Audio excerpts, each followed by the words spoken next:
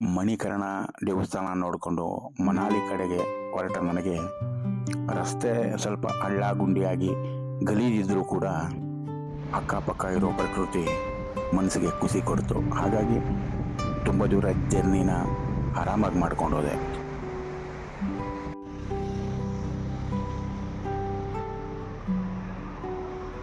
Driving ಮಾಡೋದು ತುಂಬ easy ಆಗತ್ತೆ. ಹಾಗಾಗಿ ತುಂಬ ದೂರ ಜರ್ನಿ ಮಾಡಿದ್ರು ಕೂಡ ಆಯಾಸ ಅನಿಸಿಲ್ಲ.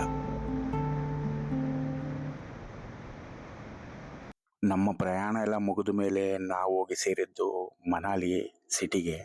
ಆ ಸಿಟಿ ಹೇಗೆ ಅಂದರೆ ಸೇಮ್ ನಮ್ಮ ಊರ ಥರನೇ, ಬೆಂಗಳೂರು, ಮೈಸೂರು, ಮಂಡ್ಯ ಥರನೇ. ಜನ ಜಂಗುಳಿ ಗಿಜಿ ಗಿಜಿ ಯಪ್ಪ.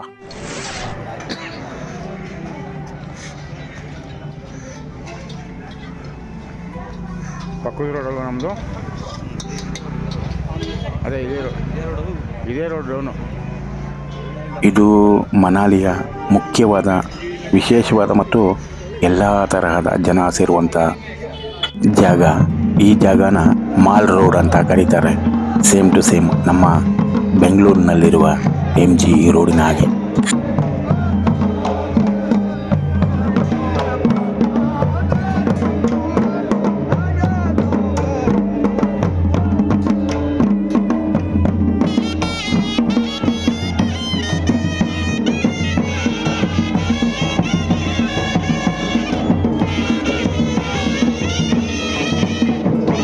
ಇಲ್ಲಿ ಒಂದು ವಿಶೇಷ ಮೆರವಣಿಗೆ ಕಾರ್ಯಕ್ರಮ.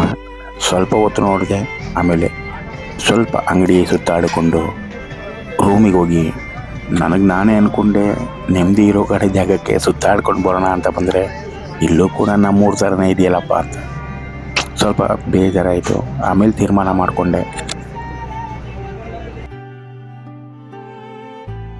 ಏಕಾಂತವಾಗಿರೋ ಮಲೆನಾಡಿನ ಥರ ಫೀಲ್ ಕೊಡುವಂಥ ಯಾವುದಾದ್ರೂ ಜಾಗ ಇದ್ದರೆ ಹುಡಿಕೊಂಡು ಹೋಗೋಣ ಅಂದ್ಕೊಂಡು ಗಾಡಿಗೆ ಹೊಟ್ಟೆ ತುಂಬ ಪೆಟ್ರೋಲ್ ಹಾಕಿಸಿ ಸ್ನೇಹಿತನ ಹಿಂದೆಗಡೆ ಕೂರಿಸ್ಕೊಂಡು ಒಂದು ಟೀ ಕುಡಿದು ಹೊರಟ್ವಿ ಮುಂದಿನ ಜಾಗಕ್ಕೆ.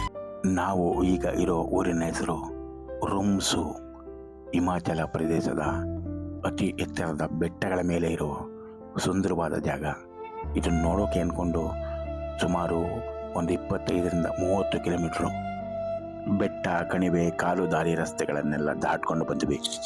ಈ ಊರಿನ ಫೀಲ್ ಮತ್ತೆ ಇಲ್ಲಿರುವ ಮನೆಗಳು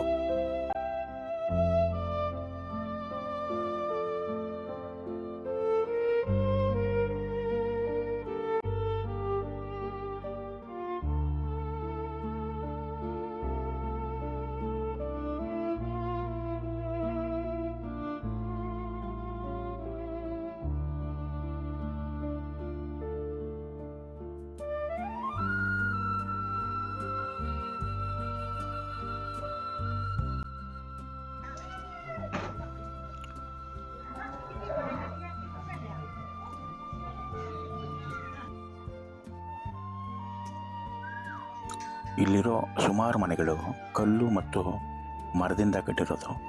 ಕಲ್ಲು ಮತ್ತು ಮರ ಎರಡಕ್ಕೂ ಲಿಂಕ್ ಮಾಡಿ ಒಂದಕ್ಕೊಂದು ಸಪೋರ್ಟ್ ಕೊಟ್ಟು ಕಟ್ಟಿರೋ ಮನೆಗಳು.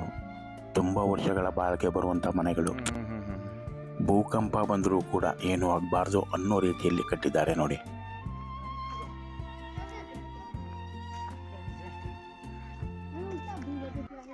ಈ ಊರಿನ ಜನ ಕೂಡ ಅಷ್ಟೇ, ತುಂಬ ನಾಜೂಕು ಅನ್ನೋ ರೀತಿ ಏನಿಲ್ಲ, ಸರಳವಾಗಿರ್ತಾರೆ.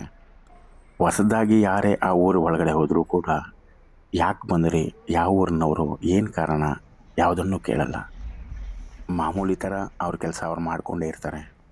ನಾವೇನಾದರೂ ಪ್ರೀತಿಯಿಂದ ಹತ್ತಿರಕ್ಕೆ ಹೋಗಿ ಮಾತಾಡಿಸಿದ್ರೆ ತುಂಬ ಪ್ರೀತಿಯಿಂದ ಮಾತಾಡ್ತಾರೆ. ನನಗೆ ಈ ಊರೇ ಒಂಥರ ವಿಶೇಷ ಅನಿಸುತ್ತೆ. ಈ ಮನೆಗಳು, ಆ ಮನೆ ಮೇಲೆ ಇರುವಂಥ ಚಾವಣಿ ಹೇಗಿದೆ ಅಂದರೆ ಮರದ ಹಲಗೆಯಿಂದ ಮಾಡ್ಕೊಂಡಿರ್ತಾರೆ. ಯಾವುದೇ ಚಳಿ ಬಂದರೂ ಕೂಡ ಮನೆ ಒಳಗಡೆ ಬೆಚ್ಚಗಿರ್ತದೆ. ಹಾಗೆ ಹಿಮಪಾತ ಆದರೂ ಕೂಡ ಅಂಚಿನ ಮೇಲೆ ಮಾತ್ರ ಕೂತ್ಕೊಳ್ಳುತ್ತೆ, ಅದರಿಂದ ಒಳಗಡೆ ಸ್ವಲ್ಪ ಕೂಡ ಇಳಿಯಲ್ಲ. ಆ ಥರದ ವಿನ್ಯಾಸದ ಮನೆಗಳು ಹೇಗಿದೆ ನೀವೇ ನೋಡಿ.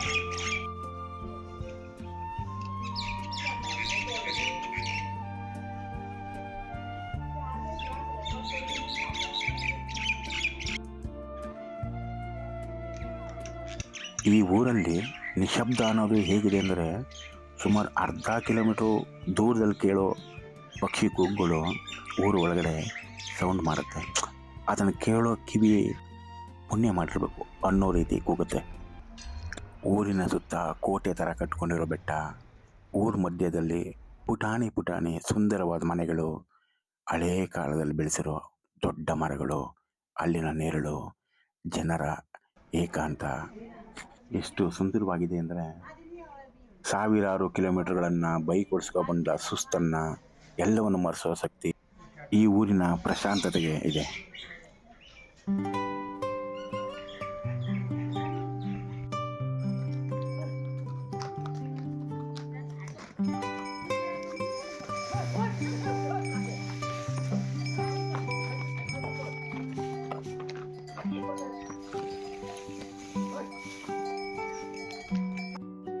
That's good.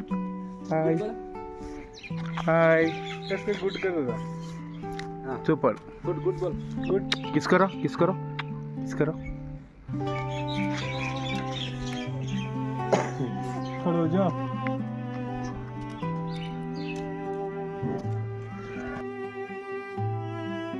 ಇಲ್ಲಿನ ಜನ ಕೂಡ ಅಷ್ಟೇ, ಈ ಮಗುವಿನಷ್ಟೇ ಮುಗ್ಧ ಮನಸ್ಸಿನವರು. ಹೋದ ತಕ್ಷಣ ಕುಡಿಯೋಕೆ ನೀರು ಬೇಕಾ ಅಂತ ಕೇಳ್ತಾರೆ, ತಿನ್ನೋಕೇನಾದರೂ ಬೇಕಾ ಅಂತ ಕೇಳ್ತಾರೆ. ಈ ಥರದ ಪ್ರಕೃತಿ ಮಧ್ಯದಲ್ಲಿ ಬದುಕಬೇಕು, ಬಾಳಬೇಕು ಅನ್ನೋ ಆಸೆ ಈ ಜಾಗ ನೋಡೋಕೆ ಹೋದ ಪ್ರತಿಯೊಬ್ಬರಿಗೂ ಇರುತ್ತೆ. ಹಾಗೆ ಅನಿಸುತ್ತೆ ಕೂಡ. ಈ ಪುಟ್ಟ ಹಳ್ಳಿಯಲ್ಲಷ್ಟೇ ವಾಸ ಮಾಡುವಂಥ ಜನಗಳಿಗಾಗಿ ಸುಮಾರು 2200 ಮೀಟರ್ಗಳ ಮೇಲೆ ಇರುವಂಥ ಬೆಟ್ಟದಲ್ಲಿ ಪುಟ್ಟದೊಂದು ಶಾಲೆ. ಆ ಪುಟ್ಟ ಶಾಲೆಯಲ್ಲಿ ಪುಟಾಣಿ ಮಕ್ಕಳುಗಳು ಸ್ವಲ್ಪ ಹೊತ್ತು ಪಾಠ ಮಾಡಿದ್ರು, ಸ್ವಲ್ಪ ಹೊತ್ತು ಆಟ ಆಡಿಕೊಂಡು ಸಂಜೆ ತನಕ ಹೇಗೋ ಕಾಲ ಕಳ್ಕೊಂಡು, ಜೀವನ ಏನು ಅಂತ ಗೊತ್ತಿಲ್ಲದಿದ್ರೂ ಕೂಡ ಸಂತೋಷ ಏನು ಅನ್ನೋದನ್ನು ಈ ಥರ ಮಕ್ಕಳನ್ನು ನೋಡಿದಾಗ ಕಲ್ತ್ಕೋಬೇಕು ಅನಿಸುತ್ತೆ ಎಲ್ಲರೂ ಕೂಡ.